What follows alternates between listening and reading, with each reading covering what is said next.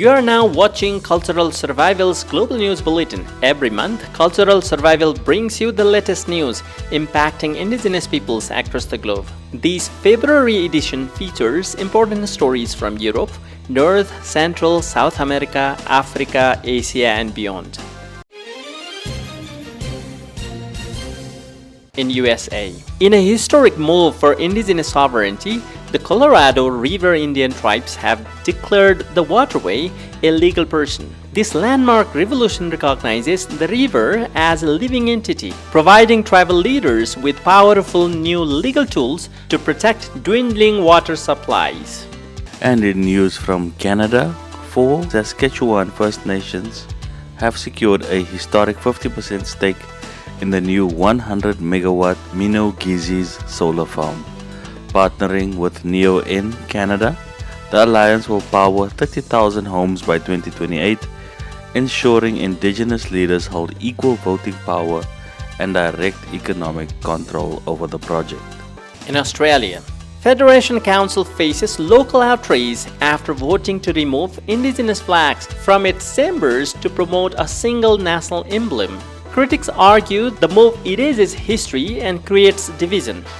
The council is also weighing cost-cutting limits on welcome to country ceremonies ahead of final March vote. And in South Africa, South Africa's Korana clan is demanding formal recognition before the Commission on Khoisan Matters in Gqeberha. Seeking an end to historical marginalization, leaders are pressing for legal status and cultural rights as national deadlines for traditional leadership applications fast approach. Still in South Africa, a Cape Town mother, Leslie Jansen, is challenging the Department of Home Affairs. The department's system cannot process exclamation marks, sparking a row over cultural rights and linguistic recognition. In Algeria, across North Africa, indigenous Amazigh communities are welcoming the year 2976 with vibrant festivities. From Algeria, Morocco to Libya, families are gathering for communal meals and traditional music. Communities are marking Yanayar with pride, echoing wishes of Asigas Amegas through the streets. And in news from Nepal, World Bank watchdogs are investigating a controversial cable car project in eastern Nepal. The move follows complaints from indigenous Yaktung people who say the Patibara project threatens sacred lands and wildlife. The 90-day assessment will determine if the project violated environmental and social safeguards.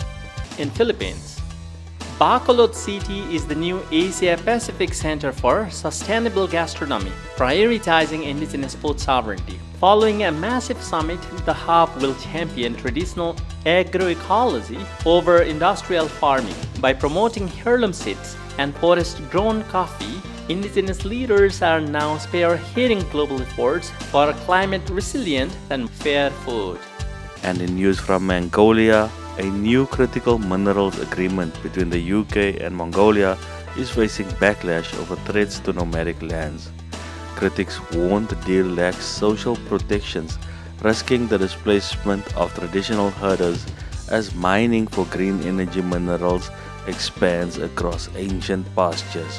In Brazil, the Palmari indigenous people have successfully rescued the giant pirarucu fish from extinction in the Brazilian Amazon.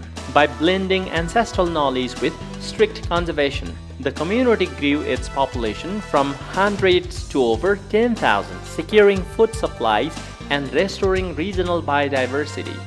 Moving to Peru now, the trial for the 2023 murder of Quechua environmental activist Quinto Inuma Alvarado opened on 20th January in Lima.